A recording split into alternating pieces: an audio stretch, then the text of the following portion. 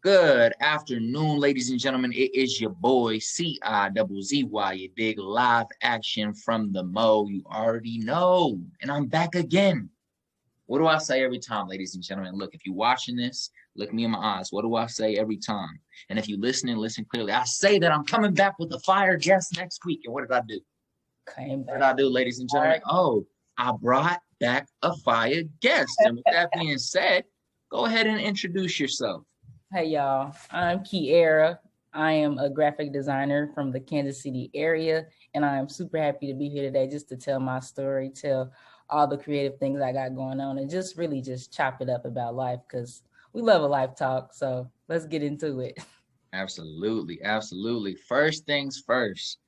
So you say you're a creative, you're a graphic designer here in the Kansas City area. What was life like growing up here? Are you from here, born and raised? I know you mentioned before we started the episode that your brother lives in LA and grew up in LA. So what's the correlation? Tell me the little family history.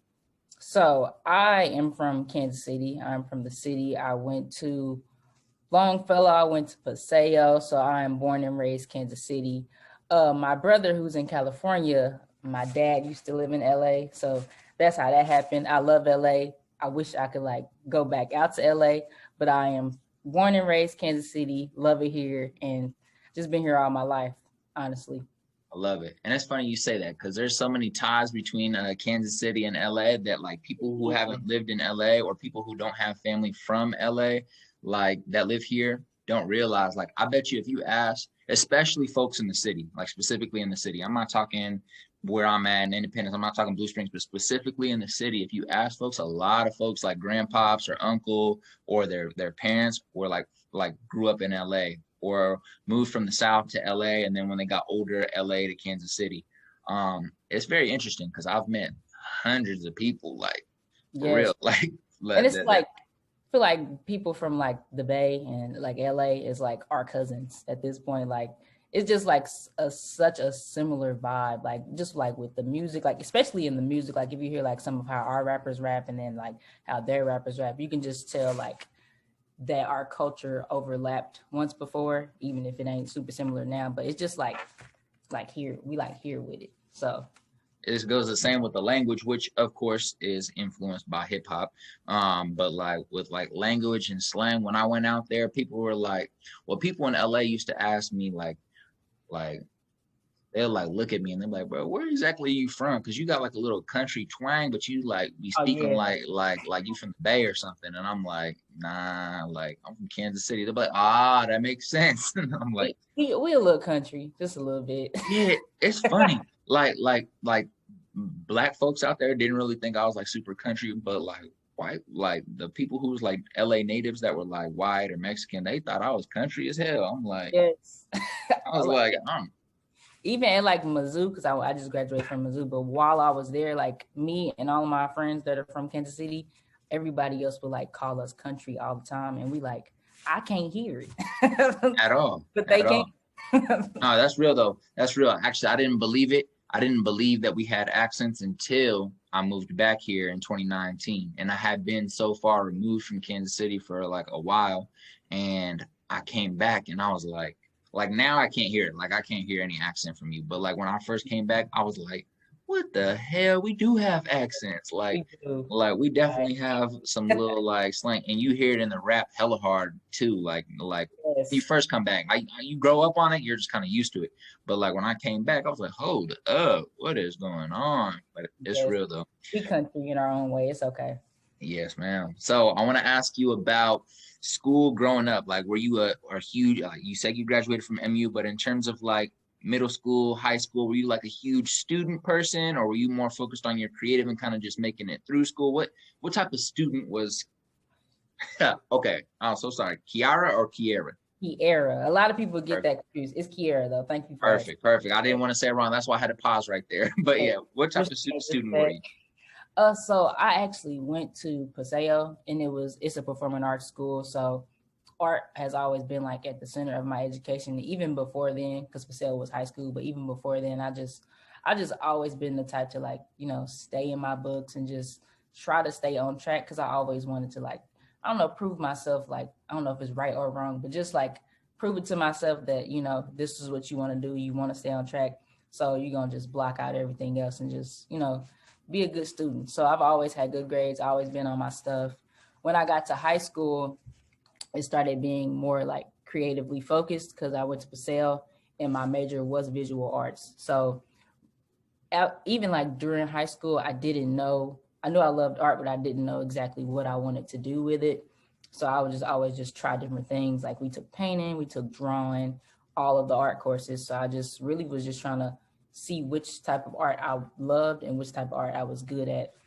So my sophomore year of high school, I took graphic design, and it really was just up from there. Like I knew that's what I wanted to do, so I really just stuck with that, and I've just always been the type to like try to like one up myself from what I did previously, whether that's like, you know, taking tests, creating art. I've just always been the type to try to put my best self forward and like maximize at whatever I was doing. So that was really what pushed me through high school. Just like, what's the goal? How can you do it to the best of your abilities? And like, where can it get you? So I love it. I love it.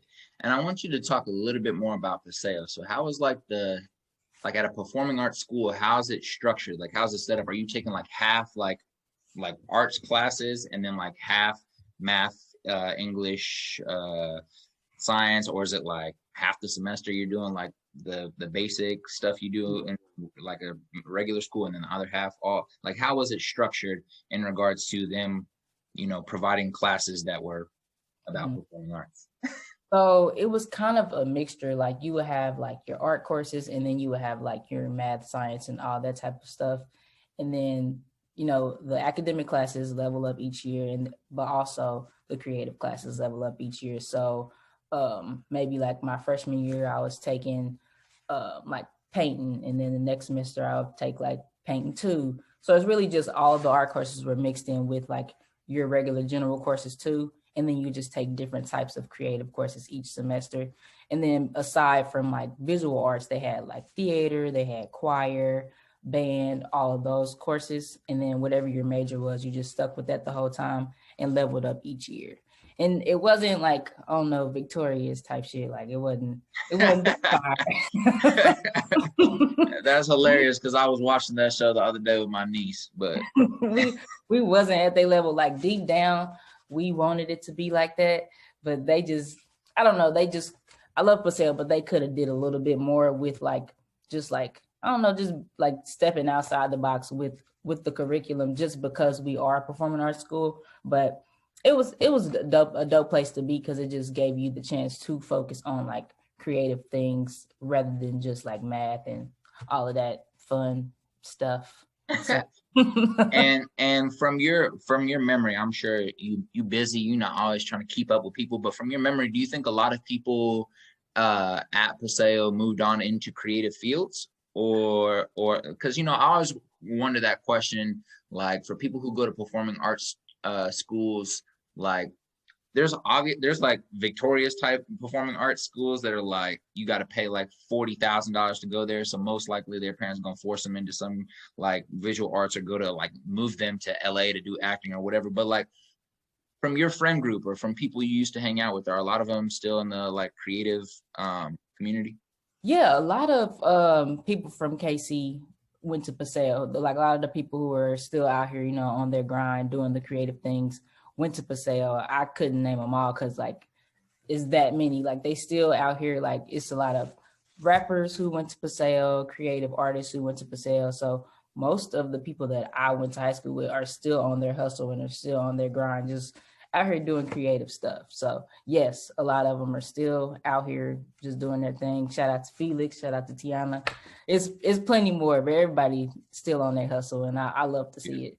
Beautiful. Yeah. Loved it. I love to hear that, because you always like, it's kind of like, though, if I'll take it to like my world, because I wasn't always interested in like creative things until actually like probably until like 19, 20. So growing up, sports was always my thing. So it's always interesting, like seeing kids like going, training every day, working out, always in the gym, and then like they don't pursue that at all. Like they go maybe 1 year at college, it's too hard, they drop out of it and then go try to do something else, or unfortunately, go do some shit we wish they wouldn't go do. So like I always wonder that, especially performing arts schools, is it like similar? Like the sports focused schools, there's a lot of kids who are focused on sports in high school, and then they fall completely off the map. So I was wondering if it was similar with creativity, but I'm glad it's not.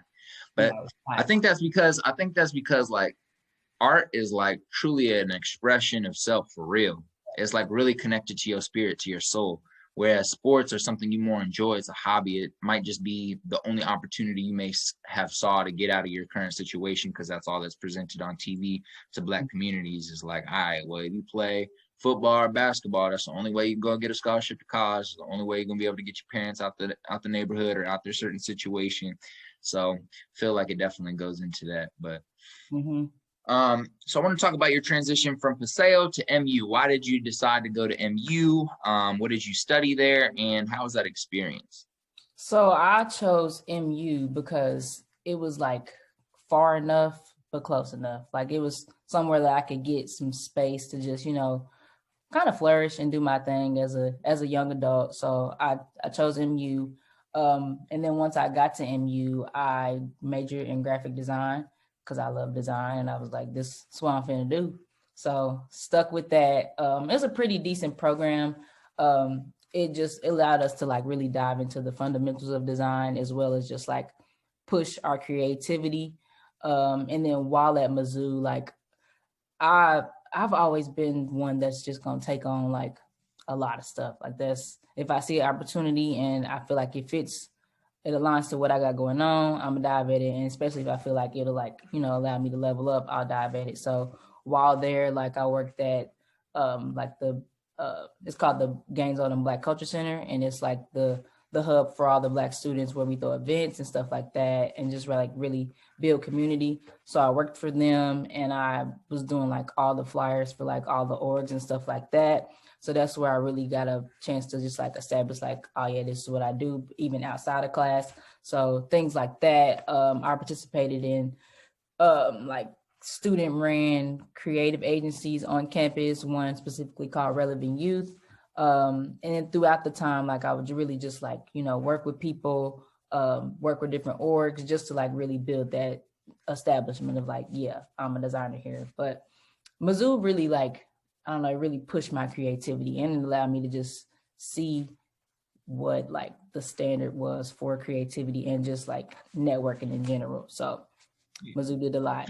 What are like some of your most like aside from graduating, because that's an obvious one, but what are like some of your proudest moments, whether it's a project you worked on, like you just said, you used to help, create, flyers and other things for a lot of the orgs on campus, but what are some of your proudest moments from your 4-year, 5-year, I don't know how long you were there, but 10-year at MU? And it can be creative, or it can just be, grades, or it can be making friends, whatever it is. But what are some of your proudest accomplishments? Really my friend group. Like I had like a family at Mizzou. Like that was something that just kept me kept me like motivated while I was there. Like even if I just failed this exam at the end of the week, I'm finna go hang out with my friends and we finna go to a party or whatever. We finna do our thing. So that was just, I knew if anything that will always be there. Like I'll always have people to lean on and like be there for me. And then like rooming with me and 3 of my closest friends in college got our off-campus apartment. So that was like, it really set us up like, oh, we can do this. We don't need to just, be on campus. We can live off campus with one another and still have a good time. So that as well. And then my sophomore year, I got to be featured in a art show. It was called Unity. And down in Columbia, it's this gallery called the Proudest Gallery. And it's really like high class, prestigious or something like that. But it was just like one of my first times being able to show my art to everybody else at such a like high standard. So I was really proud of that. So I enjoy everything I did creatively, but outside of creative stuff, I really like value my friends and family that I met at Mizzou. I love it. And so to any young kids that might listen to this, or older creatives who might be interested, they're not sure where they want to go. They know they have this creative itch that they want to scratch, but they don't know what direction they're trying to go. Would you suggest someone goes to college for, if they have the opportunity, would you suggest somebody goes to college for graphic design? Or let's just talk about graphic design specifically, but would you suggest somebody go there, or would you say that there's maybe other routes that you might suggest after your experience? I think that college for design is very helpful, but at the same time, there's nothing that I learned there that I couldn't have learned elsewhere. Of course, there was chances for me to like truly implement it and just dive right and directly into it. So I'll never bash college, but if someone is not able to go to college for design, I wouldn't say put the pressure on yourself to do such. But college taught me a lot that just designing wouldn't have taught me. It taught me how to collaborate with people. It taught me how to properly be critiqued and how to properly critique. It taught me the standard for design in corporate America. And if you look at corporate America, you'll see that it's just like the design in it is very simple, but it's the standard. And that's where you kind of need to be a designer. So it taught me things like that. But there's, at the same time, there's tons of resources out here that's not college that you can learn. There's YouTube, there's Instagram with tons of design pages on it. So it helped, but it's not 100% necessary. Love it. I love it. So let's move into your first paid gig or your first paid creative outside. I know you worked for the organizations, but on campus, but outside of that, do you remember your first paid situation where somebody's like, I want you to create this for me, and you did it? And if you do remember, can you share that story and that experience? Honestly, I think it was because I've been doing design since my sophomore year in high school. So Got you. It may was like a little after senior year, and it honestly was probably like a cartoon of somebody because like when people see you doing like graphic design for the first time, first thing they want is like a cartoon of their face. Right. Yeah. So I'm pretty sure that's what it was, and it probably was for like $35, honestly. And then the person who paid for it probably complained that $35 was too much. Hey, I think all entrepreneurs in whatever field got some experience with that. Are you sure this is worth this? Look, bro, just give me my money. Just give me my money. Look, honestly, I don't even want to do it. To be honest, I don't even think you deserve it. But no, I'm pretty sure that's what it was. Honestly. I love it. And so like on that same topic, how did you begin to build your portfolio and build your brand, I guess you could say, so that you had what's the good word? I'm just going to use it. This is not the word I'm looking for, but the power to request certain, prices or people just being comfortable paying whatever you are charging when they came to you. Like, how did you build your portfolio? Like, can you kind of make some suggestions to other people who are coming up as graphic designers? I really just started sharing my work, and really once people see the things, they'll want you to do that for them. So I just started sharing my work more, and then I started working with more people and for different types of projects. So it really is just a sense of like you kind of proving yourself to other clients, and then they'll in return want to work for you. So I just had to get a little bit more confident in myself as I was going along, but really just being willing to share your work and what you do with other people. And then slowly you'll just start to level up. More people will get more eyes on you, and then you'll work with them. And as long as you just stay true to your work and still provide quality, that's one thing I've always been big on, is providing quality and like a professional and positive experience with each client, because that'll go a long way. And then once they do have that experience, they'll in return recommend you to other people, and then it just keeps going like that. So just being professional and providing quality services, honestly. I love it. And are there any things that you feel like before someone starts offering their services they should have in set? Do you think that somebody needs a website? Do you think somebody needs business cards? Do you think somebody needs an Instagram or needs a Facebook? Are there any things that you think somebody needs before they get started, trying to build their portfolio or build their work? I think you definitely need a Instagram or a website. If you don't have like a website and you have just Instagram, that's fine. But you definitely need a way for people to contact you directly. And if that's Instagram, you can put all your work on there and then have just like a DM, and it's all free. So I think you definitely need an Instagram and just somewhere to like post everything so people can see what it is you do. So Love it. I love it. And but I honestly don't think you need business cards. They're great. I have some, but I wouldn't stress over them. I would agree. Nowadays, for sure. It's funny because you know what I've been using my business cards for? The most non-business related things. like the other day, like my tire blew out on the while I was driving. I had to get it towed to this tire shop, and they were like, "Yeah, just send the tow guy with your number." I was like, "Bet." I was like, "Hey, take this business card." I was like, "Go ahead and get this to them." That's how I was using it. I was like, "Damn!" And then like the other day, I was at the bank, and she was like, "Yeah, just give me your email, and I'll shoot your bank statement over." I was like, "Yeah, just go ahead." It's like I ain't using it for no business. They're great to have just because like I be feeling like tight when I hand them out. Like I be feeling professional. Right. Like, No, facts.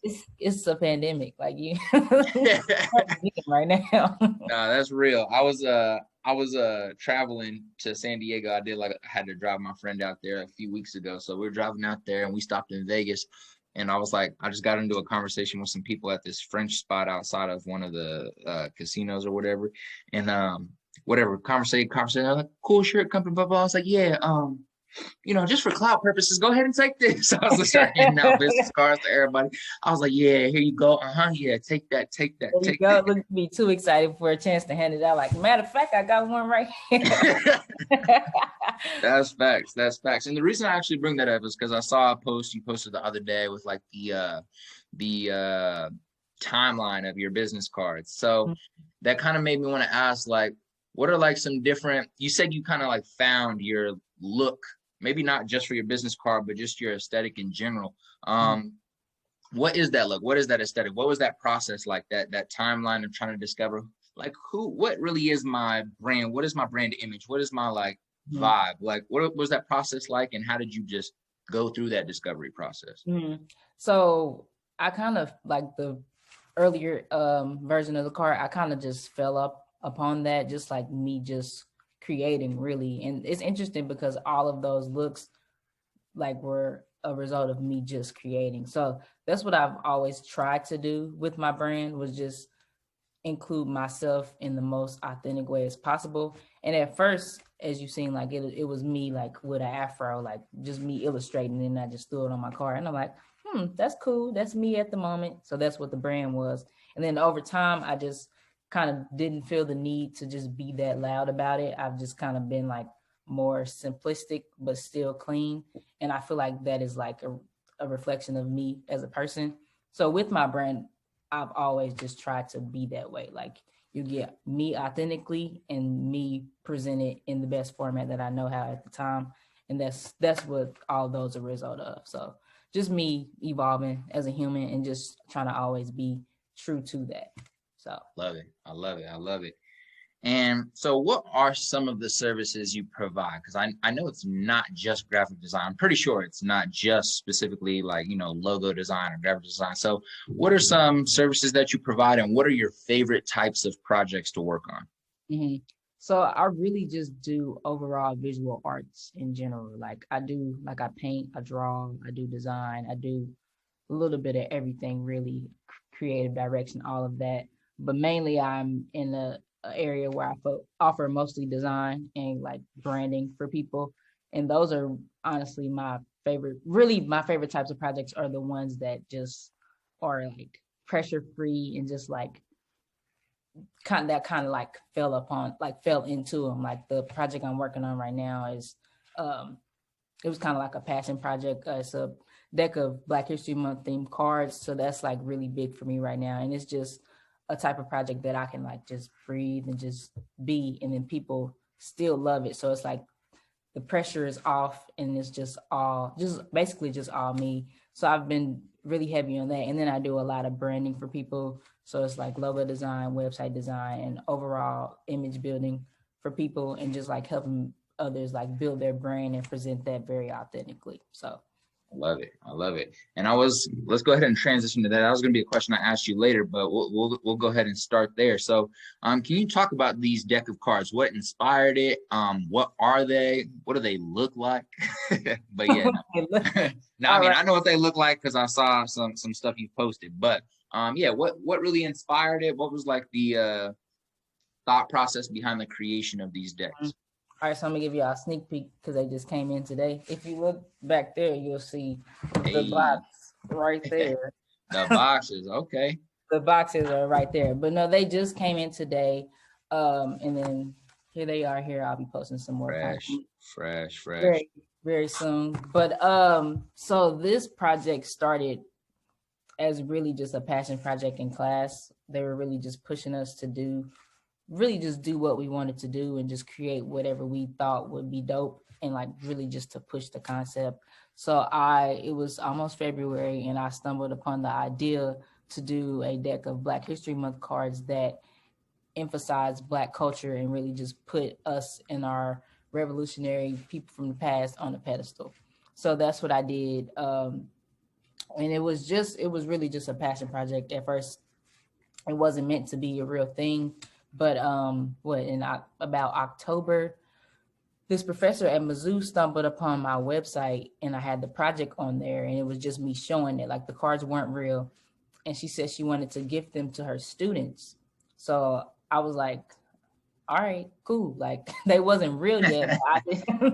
I didn't tell her no. I'm like, all right, bet, let's do it. So I started looking up some printing sites and I was just trying to see where I could get the cards produce where they would be dope and not too expensive for me to produce. So I stumbled upon like a printer and I was like, all right, let's do it. So she ordered 10 decks, and that was all I needed to really jumpstart this to happen. Like I was going to do it regardless, but this like really like sped up the process. So I just started pushing them through. I just started talking to people about them, presenting them to people who I knew could get them places where I just couldn't myself, because I'm really big on that. Like, you got to use our resources. Like a lot of people are just scared to share their ideas and reach out and share their ideas. I don't know. I mean, that's just how we are. But I kind of knocked all that fear. I'm like, yeah, it's not the time to be scared. And it's almost February. Like this is a perfect opportunity. So I just started producing them, started sharing them. And now like they're here. I've sold a very decent amount of decks and they're going to be in store on Monday. So fire. I love it. I saw that. I was like, oh, these is hard. And I just like the aesthetic of them first and foremost. Before I even read anything, I was just like, ooh, hard. What is this? And then I read. And then I was like, oh, even harder. Thankfully, things have been like really greatly aligned for this project. Like just like the rollout, the people, the support is all like, it's a blessing. Like it's all working out at the same time, and I'm thankful for it. I love it. Coming up next, ladies and gentlemen, we about to create a board game, financial literacy board game. You know what I'm saying? Inspired by art direction by Studio Love. Okay.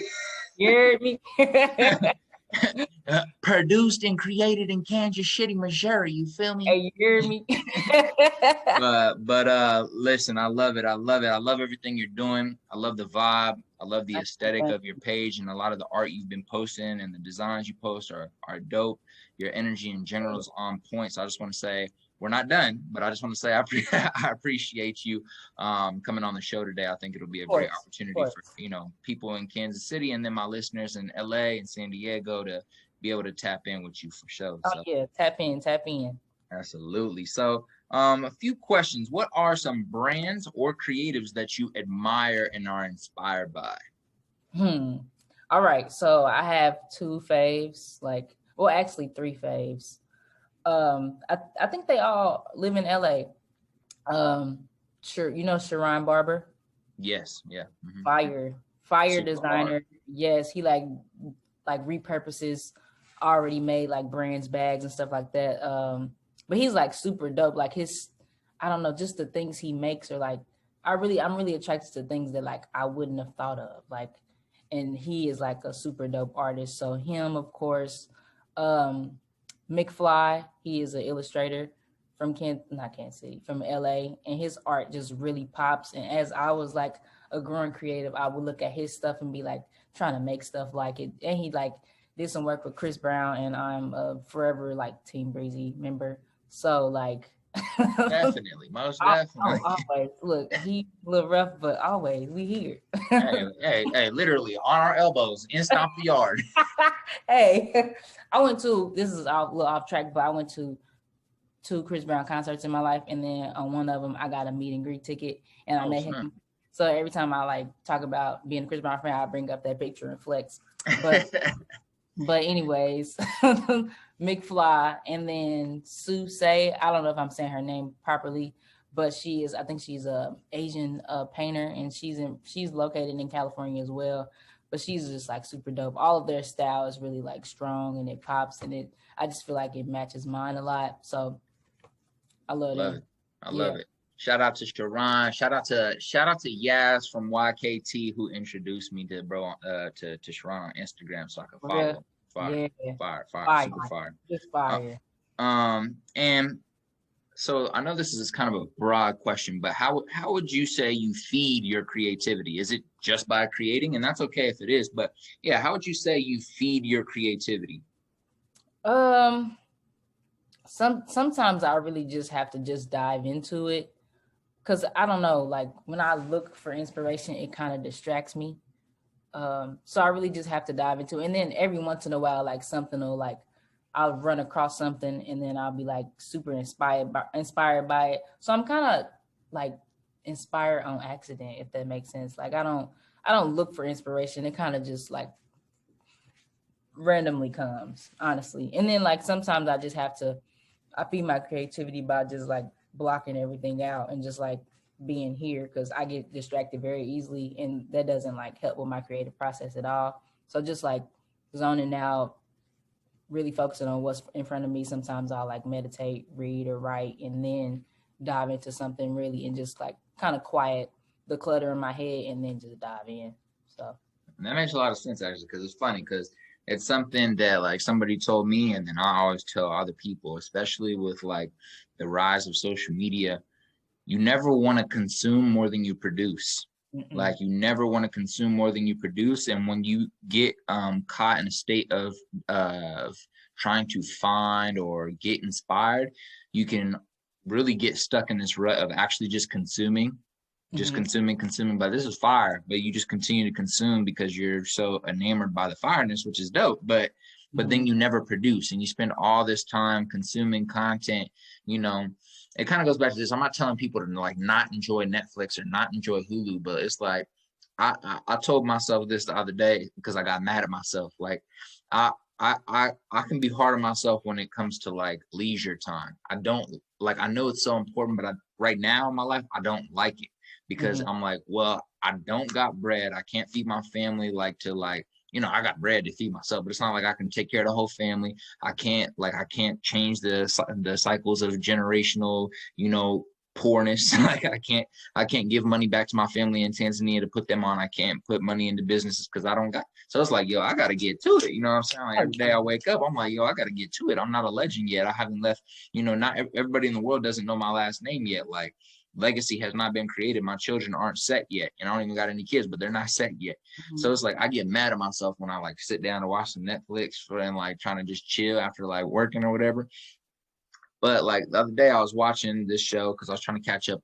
Everyone was talking about Snowfall on Twitter, right? So I was like, you know what? Let me go ahead and just download Hulu and watch this show. Then I got caught up in the show the whole time. And I was like watching mad hours of it. I was like, damn, slacking. And I got mad at myself. So I'm like looking in the mirror. I was like, you need to create movies. You need to direct movies. Why are you watching? You consume it. You need to produce it.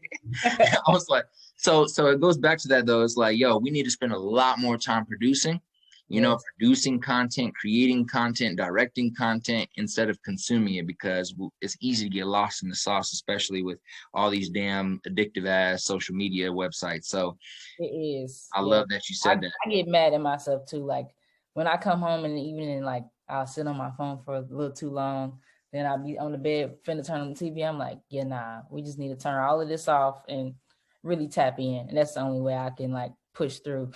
Exactly.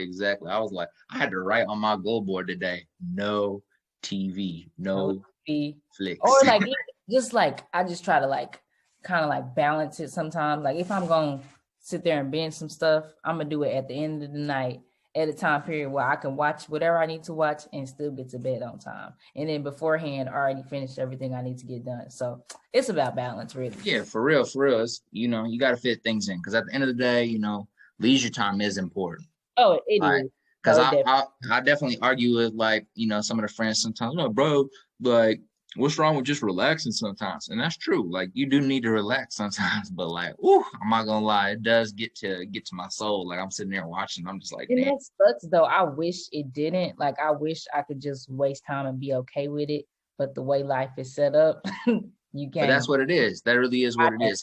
Yeah, but I think that goes back to, like, you know, just this is like a life talk right here. It's like society, like how society's set up, like and I'm not even talking about like race or anything, but that definitely plays a big part in it. It's like how systems are set up, how society's set up, how Definitely. like governments are set, how everything's set up is set up for us to like, we have to get to the bag. Like, you And, know, and that's cool, but like sometimes I do, and this probably against the hustle, but sometimes I really wish it wasn't like that.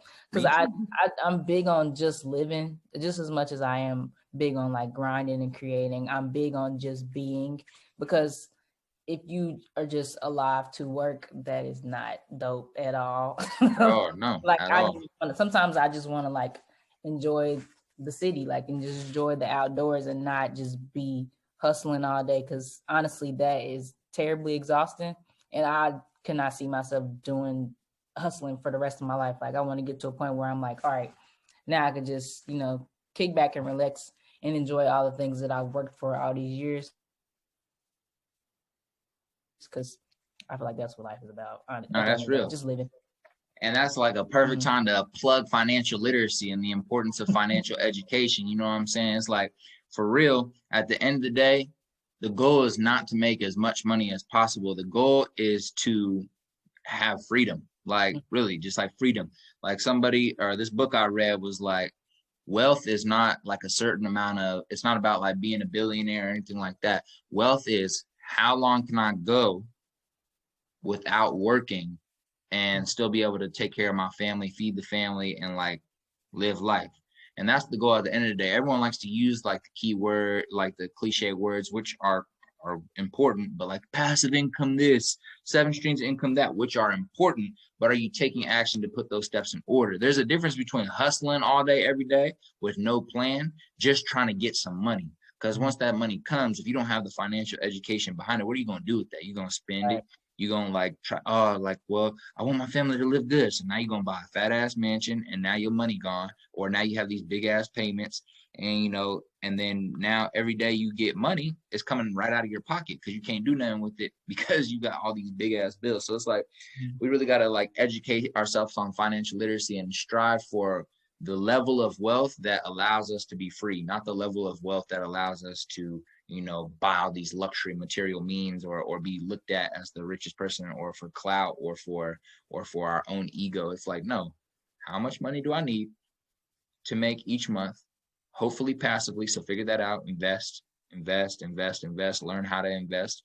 And so I can take care of my family, Mm-hmm. pay the bills, live comfortably, and be able to like have 3 months where me and my wife is chilling in Bali, or me and my wife is chilling with the family, or we're just, you know, having family time and we ain't got to stress about, damn, the light bill. You know what I'm saying? So, but Money. that's real. It's just how society's set up, but it doesn't have to be that way. Just as long It as we work, definitely. just as long as we have to, but we do have to work smart in the meantime, though. Oh yeah, definitely. Especially as young people, for sure. Like this is our time to, you know, take advantage of how much time we're gonna have free. Because if we don't start planning, if we don't start thinking about if we don't start educating ourselves financially and in our own career and taking the time we need to learn and become the best at what we do so we can make and demand the money that we deserve, then we just going to be stuck in the process over and over and over and over again. So, and we got so much technology that there's no reason why we can't learn these things. Like before, like I feel like all of these things it wasn't shared to us. Like right, we didn't know how to invest, we didn't know how to trade, we didn't know how to do forex, none of that. That just wasn't something that was attainable for us. But now that it is, like you the only reason why you can't be as financially free as you would like to be. Well, of course there's plenty of other, like reasons why. So I'll never be the one to be like, you going to work from 9 to 5 when you could be making. I don't like when people shout that. Right. People, like, we get it, there's options, but like honestly, you could really learn anything you want to without putting the pressure on yourself, because there's ways out here. So facts, major facts. Take that into consideration, listeners. Listen. Right. Exactly. Are there any creatives in Kansas City right now that you've yet to collaborate with, that you'd like to collaborate with, and you just admire their work? I really like Tad Michael. We met a few times, but I really he was like one of my favorite artists for forever. And then like, what was that, 2018, we're both at a One Mic Stand showcase. We both had a little table set up and I met him there. And since then we like cool and we see one another. But I love his artistic style. I don't know if we would collab. I just admire him in general, like him as a person, him as a creative. So that's definitely been one of my faves. Always will be one of my faves. So. And in the same light, any huge brands that are like really popping right now in culture that you'd like to create for? No. Like, love that answer. Actually, I really love every brand. Like, but I don't create with the motivation of, oh, I want to work for Nike or I want to work for, they're all great, but if I could work for them one day, cool. If not, I'm still going to do my thing regardless. Right. And you're still going to love your work. Exactly. Mm-hmm. Yeah. I don't really need a bigger brand to validate me.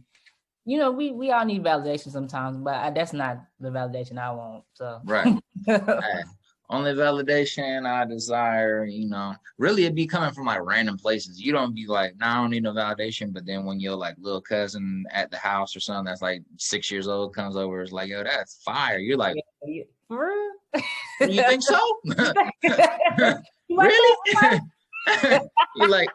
He was like, Mama, I'm gonna be a millionaire. What makes you think that? Well, because little cousin Jay said that I could do it. Yep. And that's all I needed. Hey, that's all I needed. When kids say shit, it's true.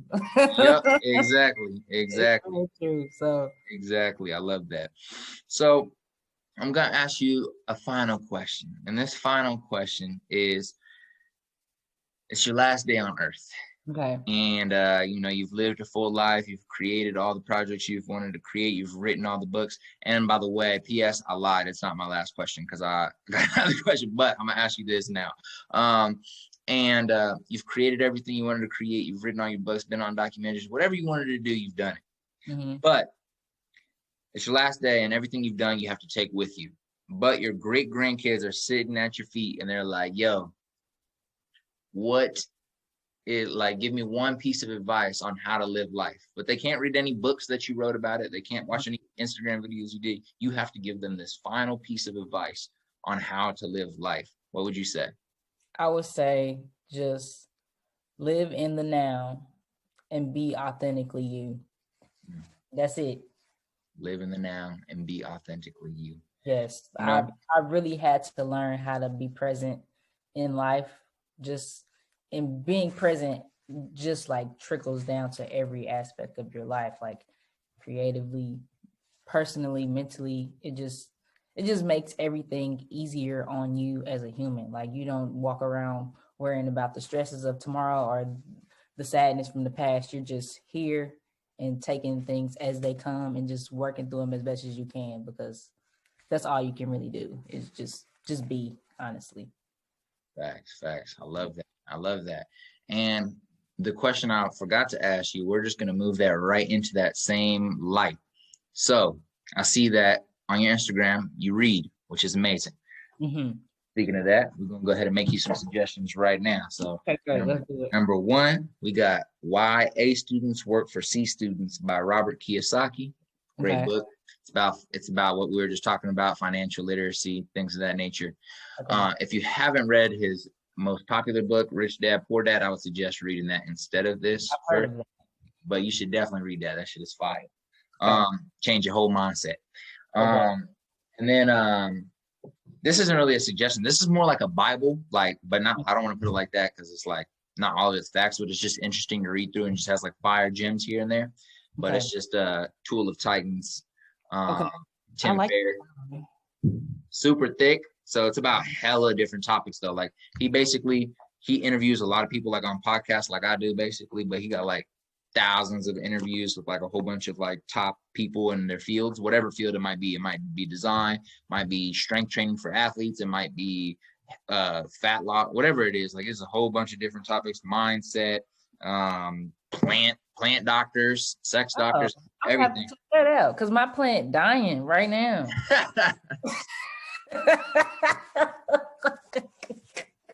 She's like, oh, I need that because my plant is gone. My plant is a sad case over there, but I blame my room in the sunlight. So hey, it's all part of the process. Plants are hard to raise for real. Oh, they really are. Yeah, I was like, somebody tried to get me to buy a plant. I was like, you ain't gonna trick me into that. I already know how hard that is. I'm gonna keep that. It is, but it really spiced my room up over there. So I recommend plants 100%. Vibes for sure. But yeah, great book. Now, what I was gonna ask is, give me, out of the books you've read over the past few years, give me maybe 3 books that you would also hand to your great grandchildren on your last day on earth. Okay, so this kind of ties in the advice, but the Power of Now by James Tolkien, I think that's his name. Amazing book. Like I personally just struggle with just being in my mind a lot and just like being anxious and just worrying a lot. So that book really just taught me how to just relax and realize that all of the struggles that you're creating in your mind, of course people go through things, but 9 times out of 10 what you're struggling over is not as intense as your mind is making it seem, and just how to like not focus on just like being anxious and just fearing stuff that's mostly in your mind. So that book definitely, let me see what else I got. I'm reading some stuff at the moment.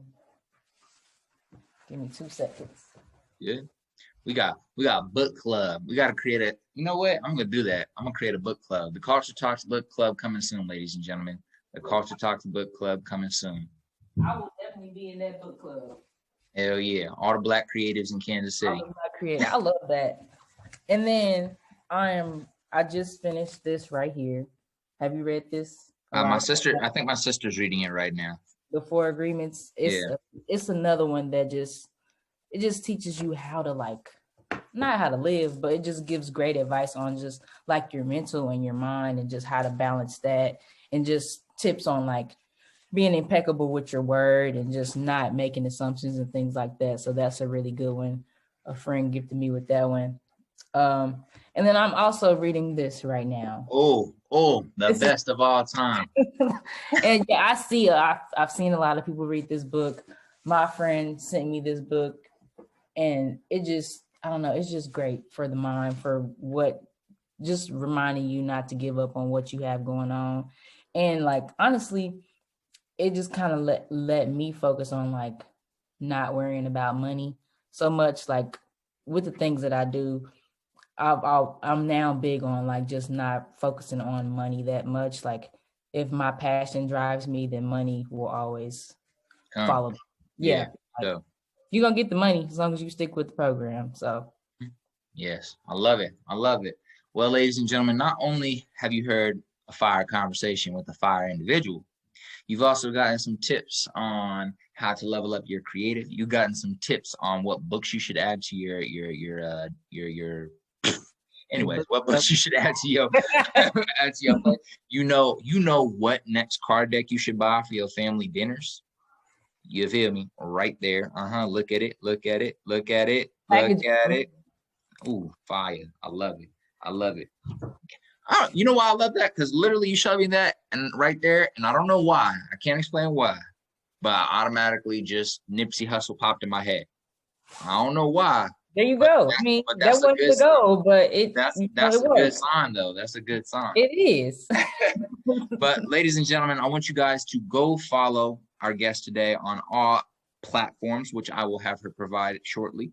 And I want you to share this podcast with a friend, whoever you think might benefit from listening to it, or maybe you just think she's dope and you just want to send her to somebody because you're like, yo, the shorty's dope. Yeah, that's good enough for you. Ain't got to listen to what I just said. Exactly. That's just good enough. But with that being said, thank you guys for listening. We're going to go ahead and let our guest share her social platforms and how you guys can support her. And after that, we will log out. So go ahead, my friend. Yes. Thank you guys for just listening today. It's Kearra here. You can follow me on Instagram at Studio Low, and then you can slide to my website at By Studio Low. Right now, it's just a place to purchase these cards. Coming soon, the finished website. But no, check me out. Mostly everything is Studio Low. So hit me up.